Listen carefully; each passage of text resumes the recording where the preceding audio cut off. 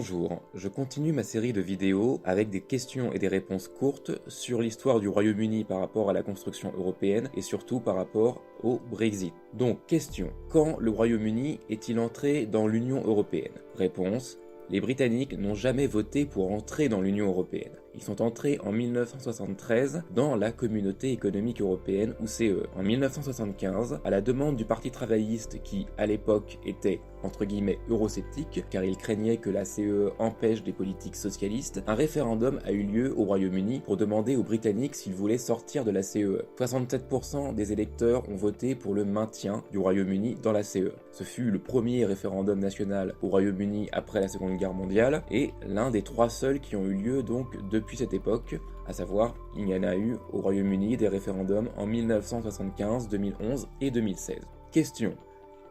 Quels désaccords des Britanniques ont-ils eu avec l'Union européenne? Réponse. La critique de la CE puis de l'Union européenne au Royaume-Uni venait principalement de la droite, après avoir été dans le Parti travailliste comme nous l'avons vu pour les années 70. La droite britannique arguait que les institutions européennes coûtent cher au pays, imposent des réglementations économiques inutiles, mais aussi que l'Union européenne prive le Royaume-Uni de signer des accords de libre-échange avec les pays situés hors du marché commun et de l'Union douanière. Donc 2 institutions que nous avons vues dans la première vidéo avec la première série de questions. Le Royaume-Uni, même s'il n'est pas membre de l'espace Schengen qui a été créé depuis 1985 pour instaurer une libre circulation des personnes à l'intérieur de la CE, le Royaume-Uni n'en est pas moins contraint d'accueillir des ressortissants de l'Union européenne et ne décide plus seul de ses propres lois, car il doit retranscrire dans sa législation les directives de la Commission européenne qui sont elles-mêmes issues des réunions des gouvernements européens, dans ce qu'on appelle les Conseils européens. Question, qu'est-ce que le UKIP? Réponse,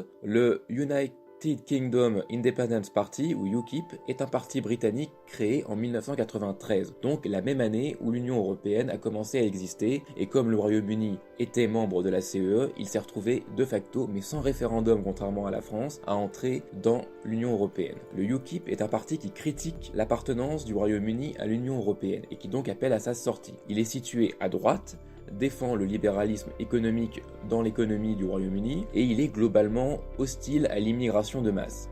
Nigel Farage a été l'un des fondateurs et l'un des membres les plus médiatiques de ce parti, mais il l'a quitté en 2018. Il avait été pendant des années un membre du Parlement européen où il exprimait les opinions du UKIP et donc une critique radicale de l'Union européenne. Question. Pourquoi et quand David Cameron a-t-il lancé un référendum sur l'appartenance du Royaume-Uni à l'Union européenne? Réponse. Aux élections européennes de 2014, le UKIP est arrivé en tête au Royaume-Uni avec plus de 27% des voix. Aux élections générales de 2015, il obtint 12,5% des suffrages, donc il était en très forte progression. Devant le risque de l'émergence d'un parti de droite concurrent, du Parti conservateur, donc David Cameron, Premier ministre à l'époque depuis 2010 et chef du Parti conservateur au pouvoir, a décidé de lancer un référendum sur l'appartenance du Royaume-Uni à l'Union européenne. David Cameron pensait que ce scrutin allait être gagné par les pro-européens et donc par les partisans du maintien du Royaume-Uni dans l'Union européenne. Et ainsi, cela allait affaiblir le UKIP en montrant que la majorité des Britanniques ne l'approuvait pas et ne le suivait pas sur sa ligne anti-Union européenne. Ainsi, en cas de victoire des partisans de l'Union européenne, le UKIP aurait été dans l'incapacité de faire avancer ses opinions et ce pendant de nombreuses années. Ceci clôt cette vidéo et je vous invite à regarder les vidéos suivantes ainsi qu'à suivre l'actualité britannique imminente. Voilà, je vous remercie et je vous dis à bientôt.